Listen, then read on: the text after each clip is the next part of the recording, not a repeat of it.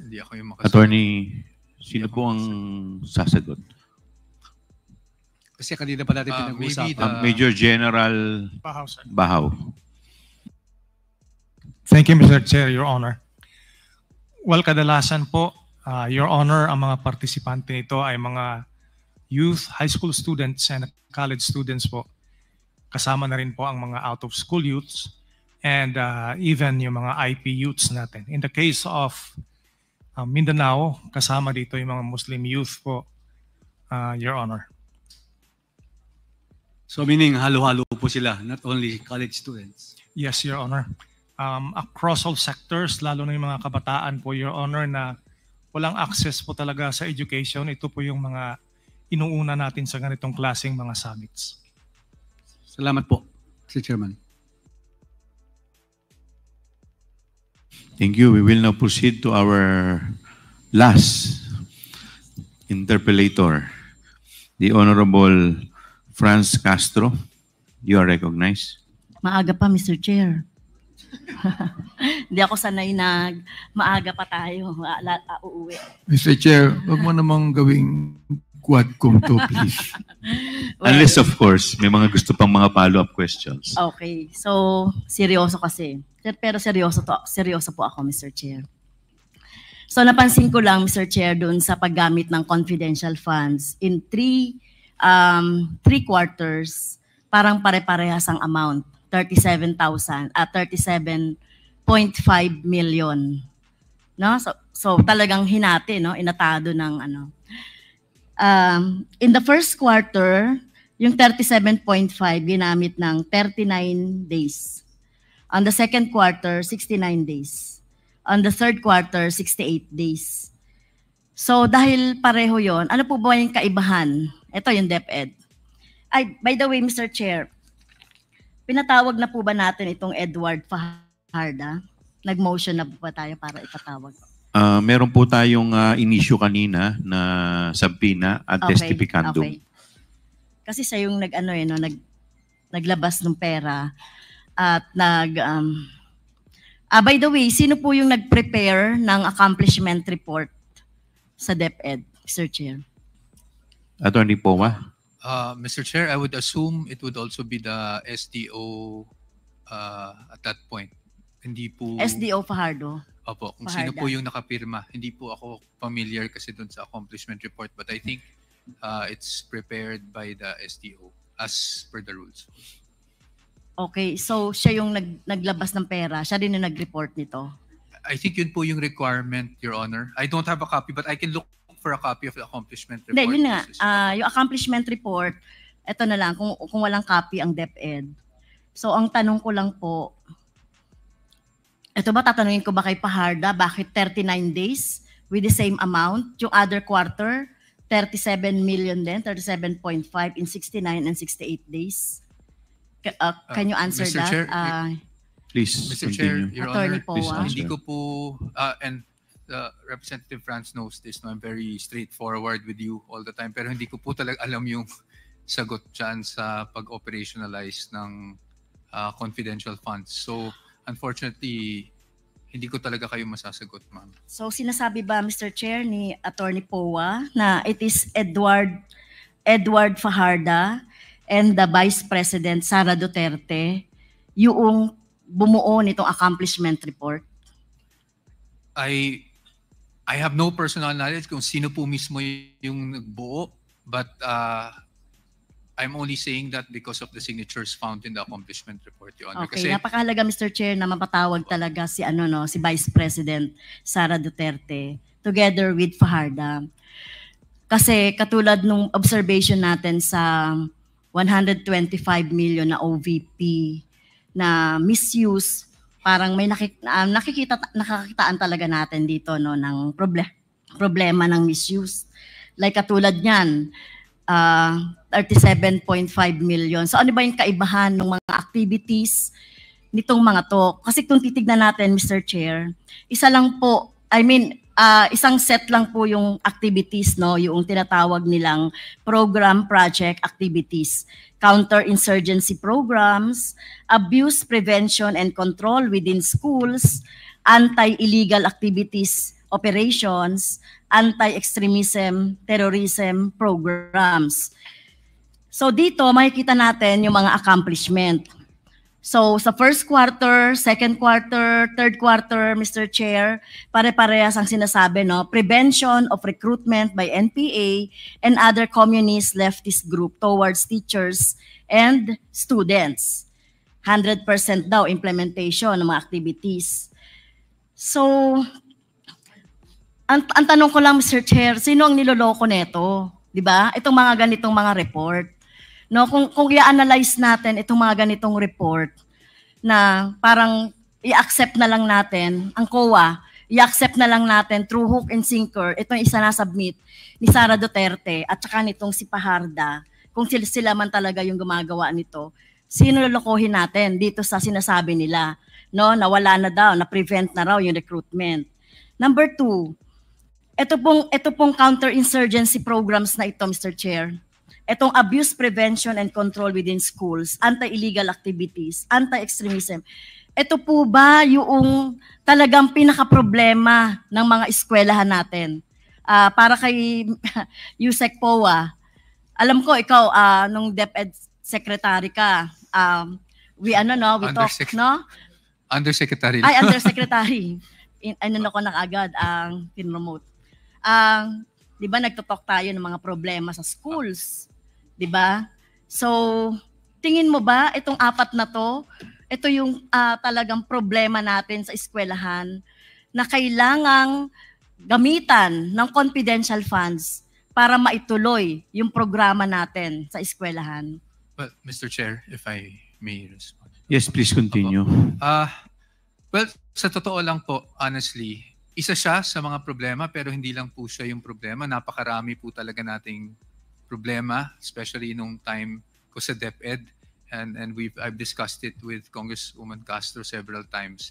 So I cannot naman po say it's not one of the problems because may mga reports nga na umabot sa atin na may ganyang problema. But I would say na it's one of the many problems in basic education. Yes, mas mahalaga yung problema like yung grooming, ito yung binanggit ni Sara Duterte nung tinanong ko, saan mo gagamitin yung confidential fund, Mr. Chair?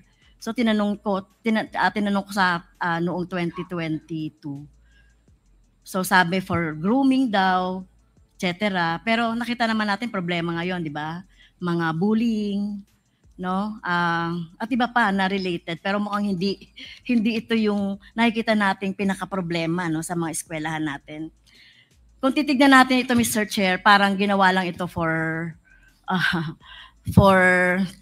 para ma-justify lang yung confidential funds na 150. Nakita naman natin, Mr. Chair, doon sa palitan kanina ng interpellation ng mga nauna. So itong mga ginagawa na ito na certification, Mr. Chair, hindi ito project ng DepEd. No? Ay hindi ito ginawa at hindi ito pinondohan ng DepEd. Hindi nga alam ni ni Attorney Powa etong mga activities na to. Hindi nyo naintindihan. Pero nakita natin, Mr. Chair, sinubmit. Ano ba to? Pinractice ba natin dito na yung parang sinasabi natin na hindi natin iniintindi? So, ito ba, Mr. Powa, Attorney Powa, sinubmit nyo na lang ng walang pagkaintindi? Hindi ba kayo nagtanong kay former Yusek Memphis? Ano itong mga ito?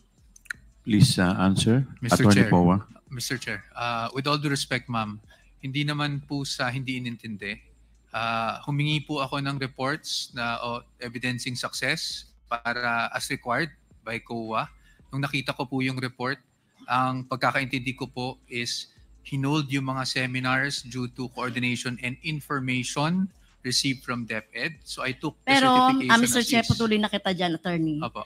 Malinaw naman kanina doon sa interpellation na wala itong relasyon dito sa activity ng DepEd. Ni wala ngang MOA, Mr. Chair. Di ba? So hindi mo pwedeng gawin ito na justification para bang Mr. Chair, sa eskwelahan, hindi ka makapag-liquidate. Ngayon kulang ka ng ilang thousands. So ang gagawin mo ba? Maghahanap ka ng resibo sa kung saan na pwede mo ipamasak doon sa liquidation ng confidential funds. So parang ito kasi, yung certification na ito, Mr. Chair, this justifies yung sa hinahanap ng COA na kulang na 15 million. Pero syempre may question nga ako, no? Paano ba ina-analyze ng COA itong mga ginagastos na ito sa confidential funds? Parang tanggap na lang ito. So okay na po yung kay Attorney Powa, no? Narinig ko na yung justification kanina. So sabi natin na kanina, Mr. Chair, na sige, hindi naintindihan niyo naman po ito na isinabmit sa inyo at isinabmit niyo sa COA. Pero hindi pa kayo nag-scrutinize, hindi pa kayo nagtanong. Para saan ito? Bakit ganito yung sinabmit ni Yusek Powa sa inyo? Yusek Mempin sa inyo po, Attorney Powa. Mr. Chair. Yes, please answer. To be perfectly candid, Mr. Chair and Your Honor, ang dami ko pong trabaho nun sa DepEd. One of them was to comply with AOM. I'm not using that as an excuse. One of them was to comply with AOM. So kung ano pong documentation na available at that time na nasa OSEC or binigay sa amin, binigay sa OSEC, yun na lang po talaga yung sinubmit ko sa COA. Of course, I read the documents, Your Honor. If I respect the opinion of the good Congresswoman, I maintain the fact na yun po yung impression ko na because there was already coordination and information from DepEd that I wasn't even sure if it would suffice, but at least that was a documentation that was provided to us, and so I had to submit it in compliance with COA po, Your Honor. So sa tingin ko, Mr. Chair, hindi ito suffice to justify yung paggamit ng confidential funds. Narinig naman natin na walang relasyon ito dun sa confidential funds. So saan napunta? Ang tanong dito, saan ginamit? Saan napunta? At kanino napunta? Itong tinatanong natin na 15 million na confidential funds na hindi na hindi nakita po ng COA. Mr. Chair, sino pwedeng sumagot nun? Mr. Chair. Please answer, Attorney Powa. With all honesty, under oath, hindi ko po masasagot kung Okay. dahil wala po akong personal knowledge dyan. Ang kanina kasi may nag-withdraw ng pera, no, sa Land Bank. Tama ba, Mr. Chair? Doon sa mga interpellation kanina. At sino ba sa ating colleague na nagsabi na kung paano nabuhat itong 37 million? Ako, Mr. Chair. Mula, si SDS. So, itong 37.5 million na ito, ibig sabihin, cold cash ito na ang nag-disburse lang.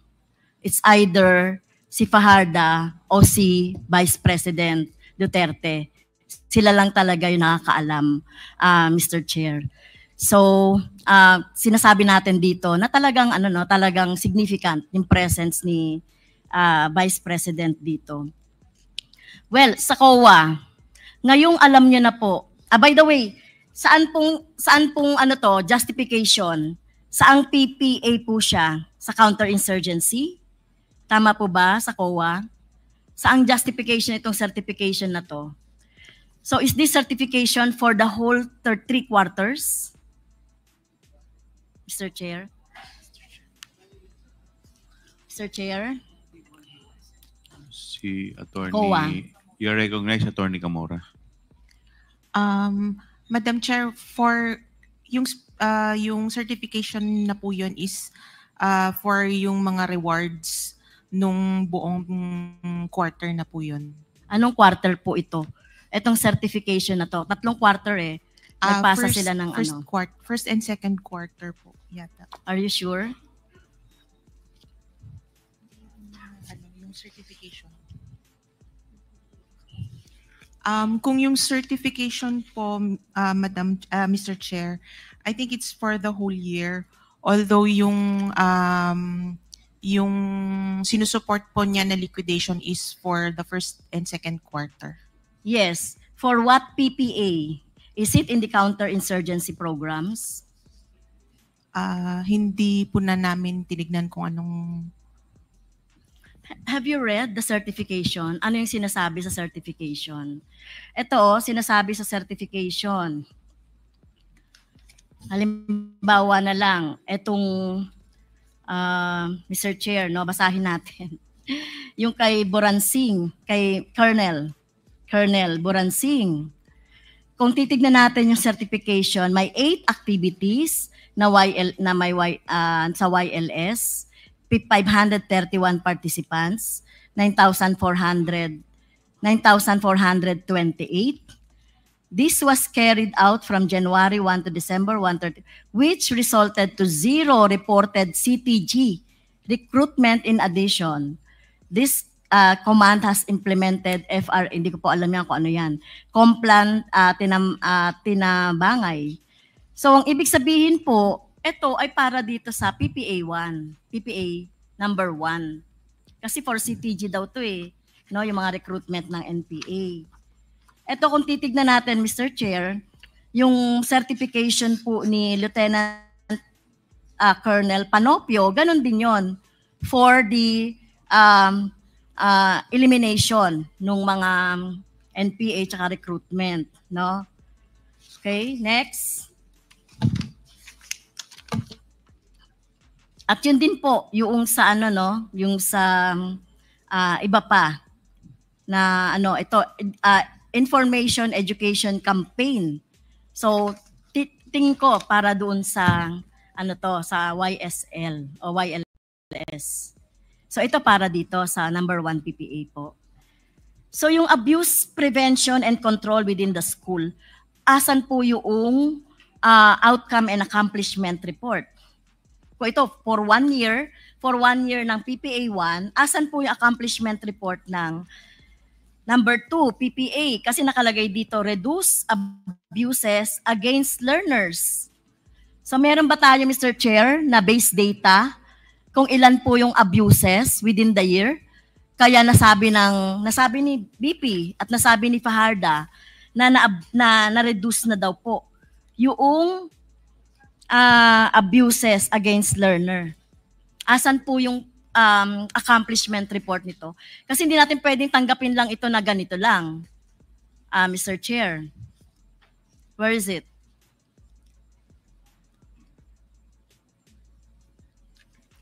Mr. Chair, ito lang po yung na-receive namin. So, at that time po, na-deem sufficient na sa payment of rewards po. Ito, sufficient na? Sufficient na po ito dito sa 4 na PPA, Mr. Chair? I cannot accept that. Kasi nakalagay dito, reduce abuses against learners. Ano ba yung baseline? Paano na-reduce? Ilan yung number? Payment of reward, 2 million, 2.95 million. Purchase of supply, 2.69 million. Payment of incentives and traveling, etc. Makikita nyo dyan Mr. Chair. Purchase of information, 2.2 million. May 10 million dito, reduce abuse against learners. So, paano natin masusukat yun? Mr. Chair, ako po mathematics teacher ako. Gumagamit kami ng rubrics. At kami, yung mga teacher, sinusukat sa kung ano yung nagagawa nila. Pero kung ganito, alam niyo po, hindi to papasa as teacher. Kung ganito po, hindi po ito papasa or hindi ito magkakaroon ng, ng record ng BS or S. Baka NI pa to. Kasi wala itong, wala itong justification. So sinasabi ba ng COA, ito na for the whole year, Mr. Chair, yung para sa justification ng 150 million. Mr. Chair, dun lang po sa rewards, yung 15, yung sa payment of rewards lang po yun. Hindi po... Hindi, kaya nga gusto ko makita yung accomplishments. Gusto natin makita yung actual outcome. Ano yung actual outcome? Tinanggap ko na nga yung number 1 O di sige, ito meron ito. Kahit na hindi ito katanggap-tanggap, Mr. Chair, kung bubusisiin ko pa yan. So, asan po yung pag-reduce? Next, eliminate illegal activities within schools. Okay, eliminate illegal activities. Ano ba yung mga illegal activities within the school? ano yung baseline data, ano yung mga na-eliminate, ano-ano tong mga illegal na ginagawa sa loob ng eskwelahan. Meron po ba accomplishment? Conducted surveillance in 119 areas, 100% implementation of activities. So what's this? Walang meaning ito, Mr. Chair, sa atin. Kung titignan natin, kung talagang ano tayo, no, bubusisiin talaga natin itong confidential funds. So kung ganito yung sinubmit, tinanggap nyo lang yan, tapos sasabihin nyo, ang kulang lang ay yung pagpapaliwanag ng rewards. Kung ako yung auditor, Mr. Chair, hindi ko tatanggapin yon. Ano-ano yung mga sinasabing outcome nito. And next, anti-extremism, terrorism programs, gather information necessary implementation of general peace and order within the department. Ano po yung outcome nito? Ano po yung patunay nito, Mr. Chair? Yung certification din, Mr. Chair. Like yung iba po may kasamang terrorism, physical harm, criminalities, and drug abuse. It's the same po, yung certification din po. So meron kayo ng certification? This the same po na yung sinubmit po ng... Well, Mr. Chair, hindi po katanggap-tanggap ito na pinayagan ng auditor natin. Etong sinabi ko na, no, hindi masusukat, no, sa kahit na ano. Tapos gagastos tayo ng 150 million na confidential funds minus 37 million. So hindi po katanggap-tanggap to. Ngayon, Mr. Chair, na alam mo na, ngayon alam na ng COA na ito ay para sa justification ng 1 to 4 na PPA. Bagamat din natin tinatanggap, Mr. Chair. At sinasabi ng Philippine Army na hindi daw ito related sa DepEd activities nito. So anong ibig sabihin niyan, Mr. Chair? Ito po ay support po ng success ng information gathering. Naiintindihan niyo po ba ako, Attorney Gloria? Hindi nga ito yung support Kasi sinasabi nila, different ito na activities na separate na ginagawa ng AFP. Opo, pero... so bakit gagamitin mo ito dito sa liquidation? At bakit tatanggapin ng COA na ito yung pang-justify doon sa million na confidential funds ni Sara Duterte as DepEd Secretary? Yun po, yung sa to prove yung success nung program. No, this is not the success. Success siguro ng Hindi po, success nung information gathering related to the program po of DepEd and collaboration po yata kasi ito. Hindi ko yun matatanggap, Mr. Chair. Talagang mayroon talaga tayong gagawing batas para mapahigpit talaga natin and even yung pag-audit ng mga confidential funds, Mr. Chair. Hindi nyo pwedeng mag-submit, kahit na teacher ka, mag-submit na ganyan yung bata. Siyempre, babasahin mo, scrutinize mo, i-gradean mo. Pero ito, Mr. Chair. So, yun lang, Mr. Chair, ang ano ko dyan, dahil nalaman na ng COA na hindi ito yung mag-justify noong confidential funds ng DepEd in 2023, Mr. Chair, dapat ibalik yung buong ibalik yung buong confidential funds dahil hindi yan makakapag-justify nito. Kahit nasabihin pa natin sa COA yan, hindi ko matatanggap, Mr. Chair, na ito yon, no, na pwedeng itong pan-justify dito sa sinasabing PPA. So, yun lang, Mr. Chair, no. Kung ito yung magko-cover ng lahat ng accomplishment nitong 150 million na confidential fund minus 37.5 million, ay hindi ko po matatanggap, Mr. Chair. So, yun lang, Mr. Chair, at meron tayong dapat na gawin kaugnay dyan. Okay, thank you. Before we wrap up this hearing, the Chair would like to recognize the Honorable Congressman Romy Acop.